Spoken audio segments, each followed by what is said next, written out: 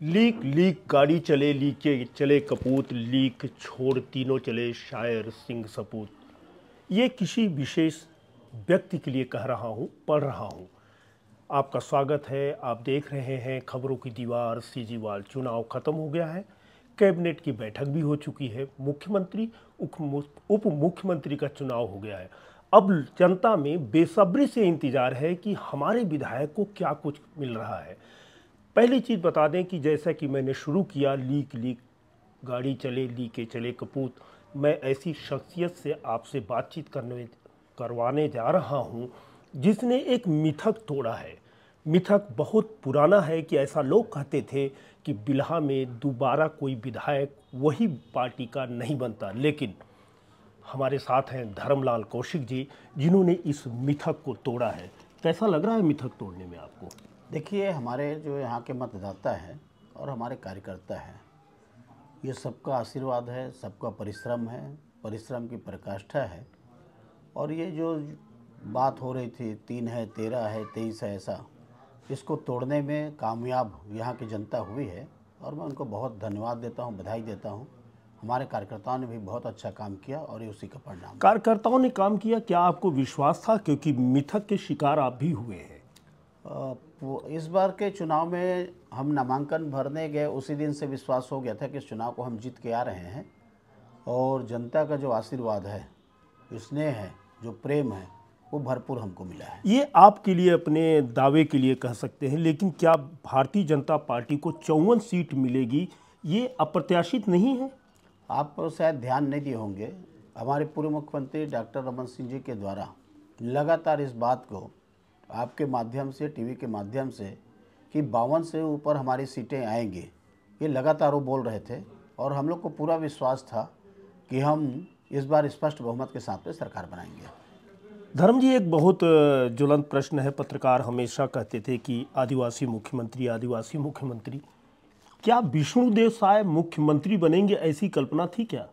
देखिए, जो ऊपर में हमारे नेतृत्व के द्वारा राष्ट्रीय जो निर्णय लिए गए, बहुत सोच समझ करके निर्णय लिया गया और जन भावना को उन्होंने सम्मान किया है।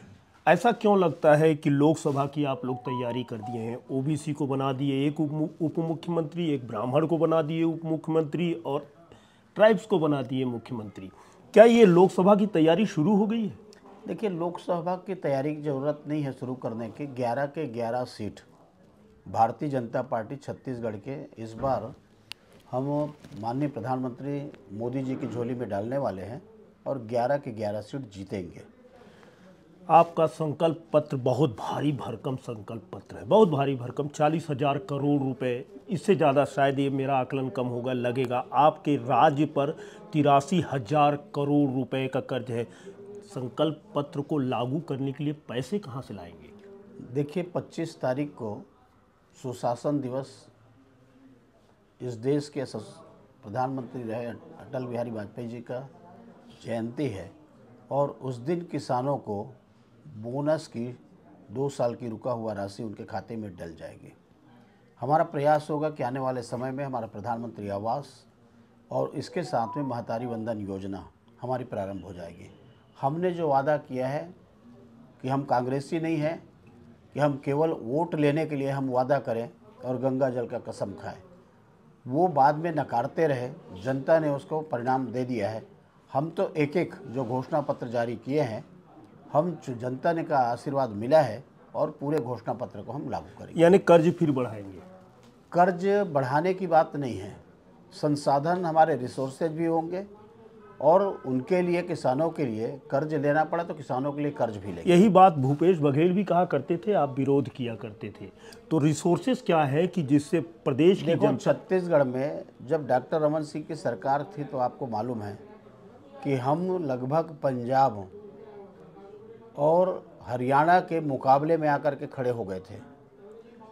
हमारा जो उस समय का, लेकिन भूपेश बघेल के आने के बाद में जिस प्रकार से पैसों की बर्बादी की, अपव्यय किया, योजना जो चलाई, फ्लॉप योजना चलाई गई और आज वो कोई काम के नहीं है। लेकिन हम जो योजना चलाए थे उसका परिणाम छत्तीसगढ़ में जो 15 साल में हम जो बुनियाद रखे और उसी बुनियाद के आधार पर छत्तीसगढ़ को आगे बढ़ाने का काम किया गया।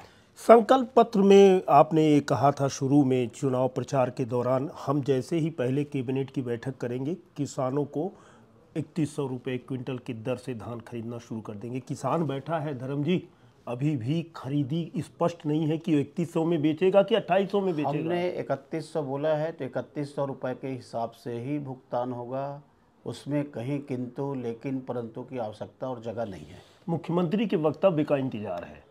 देखिए, धान लेकर बैठा है किसान बेच रहे हैं धान। किसानों को विश्वास है कि जो भाजपा ने कहा है वादा पूरा करेंगे और इसलिए किसान अब धान तेजी के साथ में बेच रहे हैं। मंत्रिमंडल विस्तार में इतनी देरी क्यों? स्वाभाविक रूप से 3 प्रदेश का है, एक प्रदेश का होता तो हो जाता। तीनों प्रदेश के लगातार अभी देखो, मुख्यमंत्री, 2 उप मुख्यमंत्री और विधानसभा एक साथ घोषित किए और एक साथ उसका कराए। मंत्रिमंडल का भी लगभग ऐसा ही होगा, इसलिए थोड़ा सा देरी लगेगा स्वाभाविक रूप से। मंत्रिमंडल में धर्मलाल कौशिक कहीं नजर आते हैं? देखिए, ये तो नेतृत्व को तय करना है कि कौन नज़र आएंगे कौन नज़र नहीं आएंगे, इसकी हमको चिंता करने की आवश्यकता नहीं है। एक दौर था, आपके बहुत पुराने मित्र हैं अजीत जोगी, उस समय उन्होंने एक पार्टी का गठन किया था, कहा था कि सत्ता का नियंत्रण प्रदेश के हाथों में ही हो। ऐसा क्यों लग रहा है मंत्रिमंडल विस्तार नहीं होने के कारण सत्ता का नियंत्रण दिल्ली में चला गया है? न दिल्ली जनता चुनी है, न दिल्ली में गया है, न कहीं अटका हुआ है। हमने कहा कि 3 प्रदेश की है और तीनों प्रदेश की है, तो उस हिसाब से वो करेंगे और बहुत जल्दी करेंगे। क्या इस प्रदेश को ट्राइब्स मुख्यमंत्री की ज़रूरत थी? बड़ा चुन के बनाया गया है जो रेस में नज़र नहीं आ रहे थे। ज़रूरत थी नहीं थी, प्रश्न ये नहीं है। इस देश के राष्ट्रपति की बात आई, 50-60 साल तक कांग्रेस ने सरकार चलाए, लेकिन एक आदिवासी राष्ट्रपति ये लोग नहीं दे पाए।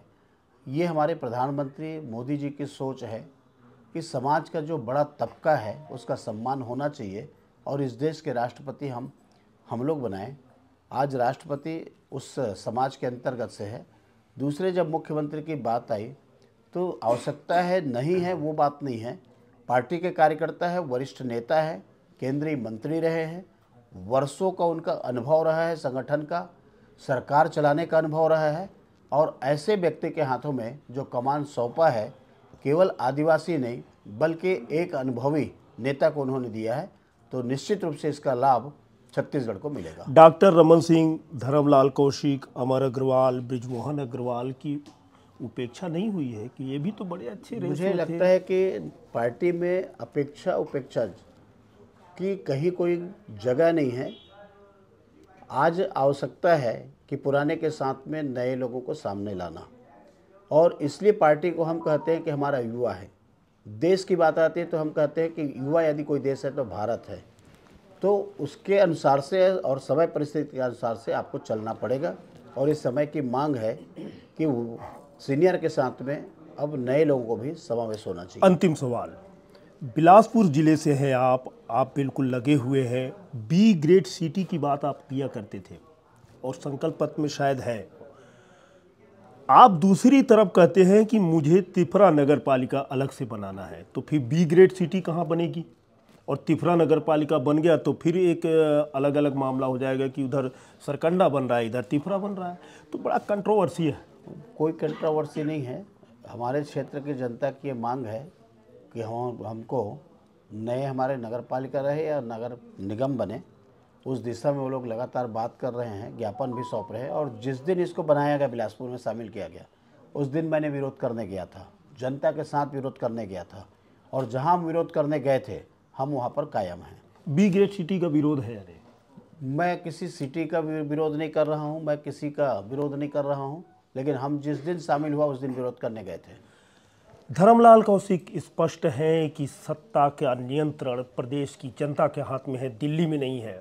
उनका स्पष्ट कहना है कि बिलासपुर बी ग्रेड सिटी बने, हम इसके विरोधी नहीं हैं, लेकिन तिफरा नगर पालिका प्रकाश में आए, हम इसका समर्थन करते हैं। मंत्रिमंडल का विस्तार जल्दी हो जाएगा, स्थान देना या नहीं देना मुख्यमंत्री अथवा संगठन का काम है। आज इतना ही, दीजिए आज्ञा, नमस्कार।